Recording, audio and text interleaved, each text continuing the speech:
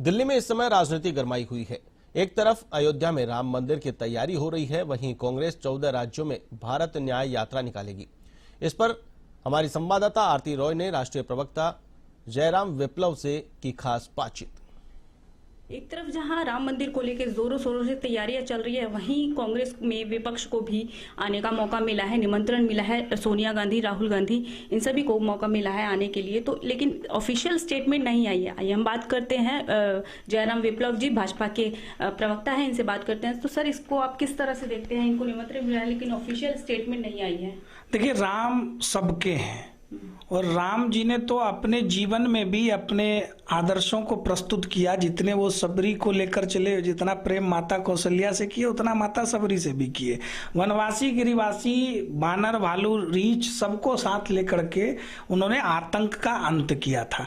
तो राम जी तो पर्याय हैं सबका साथ सबका विकास के, और यही कारण है कि राम जी का जब इतना भव्य मंदिर बनकर तैयार हुआ है, प्राण प्रतिष्ठा का कार्यक्रम सुनिश्चित है, तो उस कार्यक्रम में सबकी सहभागिता हो।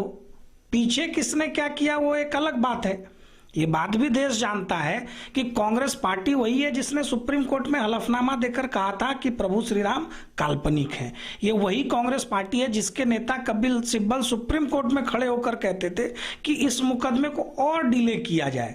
तो डिले टैक्टिक्स करके कैसे मुकदमे को लटकाया जाए, राम मंदिर का निर्माण कैसे अवरोध हो, उसके मार्ग में अवरोध पैदा करना, यह कांग्रेस पार्टी का इतिहास रहा है। विपक्षी दलों में बहुत सारे ऐसे दल हैं जिन्होंने बहुत सारे ऐसे पाप किए हैं, लेकिन राम मंदिर ट्रस्ट को मैं धन्यवाद करता हूं कि उन्होंने एक बड़ा दिल दिखाते हुए सबको साथ लेकर चलने की कोशिश की।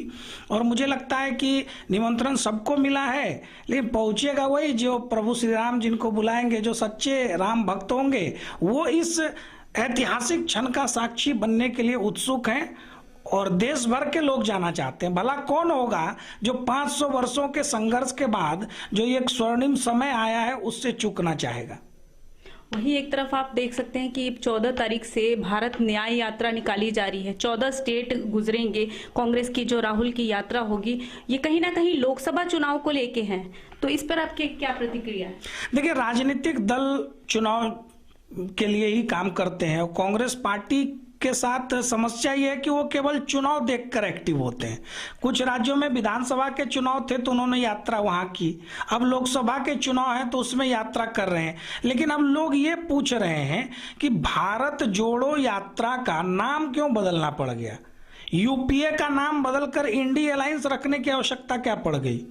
नाम और पहचान वही छुपाता है, वही बदलता है जिसने कुछ गलत किया हो, उसकी छवि जनता में खराब गई हो। भारत जोड़ो यात्रा में राहुल गांधी और उनकी पार्टी पूरी तरह से एक्सपोज हो गई, क्योंकि इनके पोस्टर पर तो भारत जोड़ो था, लेकिन इनके और इनके सहयोगी दलों की बयानबाजी में भारत तोड़ो का गूंज सुनाई पड़ता है। जब उदयनिधि स्टालिन सनातन को मिटाने की बात करता है, जब स्वामी प्रसाद मौर्य रामचरितमानस और हिंदू धर्म को लेकर अपमानित टिप्पणी करते हैं, जब चंद्रशेखर प्रसाद यादव सवाल उठाते हैं, और जब इनका ही चुना हुआ नेता मुख्यमंत्री रेवंत रेड्डी कहता है कि बिहार का डीएनए तेलंगाना के डीएनए से कम है। इस प्रकार देश को तोड़ने वाली बातें करते हैं और राहुल गांधी का मौन समर्थन उसको हासिल है, तो भारत जोड़ने की बात झूठी है और ये बात जनता समझ गई। तो आज सवाल उनकी यात्रा पर नहीं, उनकी मंशा पर उठ रहा है। वहीं जेडीयू में जो उथल पुथल मची हुई है, इंडिया अलायंस के साथ है जेडीयू और आरजेडी, लेकिन इनके आपस में ही उथल पुथल मची हुई है और ललन सिंह ने इस्तीफा दिया, इसको लेकर आप क्या कहेंगे? देखिए, सबसे पहले तो नीतीश कुमार जी ने ललन सिंह को बता दिया कि आप केयर टेकर थे और केयर टेकर बनकर रहिए, मालिक बनने की कोशिश मत करिए। दूसरी चीज, बड़े ही अरमानों के साथ नीतीश कुमार गए थे घमंडिया अलायंस में और उतने ही बेआबरू होकर कूचे से निकाले गए। सपना था प्रधानमंत्री का उम्मीदवार घोषित करेंगे, उनको संयोजक तक नहीं बनाया। चौथी मीटिंग में तो उनको कहीं प्रमुखता नहीं मिली और बौखलाहट का नतीजा आज चारों तरफ दिख रहा है। ममता बनर्जी कहती है कि बंगाल में हम समझौता नहीं करेंगे, लेकिन पूरे देश में अलायंस चलेगा। अखिलेश यादव कह रहे हैं कि हम उत्तर प्रदेश में सीटें नहीं देंगे, बाकी जगह है। तो इस प्रकार का जो एक माहौल दिख रहा है, उस माहौल में ये कैसा गठबंधन? कहाँ बन रहा है गठबंधन? न नीति है कोई, न नेता है, न नेतृत्व है। और उस पर ये जो अलायंस है, इस 70 दिन अब बचे हैं चुनाव को, 70 दिनों में ये कहाँ कैसे क्या तैयारी कर लेंगे? तो ये गठबंधन केवल मीडिया की सुर्खियों में बने रहने के लिए है, क्योंकि इन सारी पार्टियों को मालूम है कि तीसरी बार बड़ी संख्या में और एक बहुत बड़े जनादेश के साथ नरेंद्र मोदी प्रधानमंत्री बनने जा रहे हैं।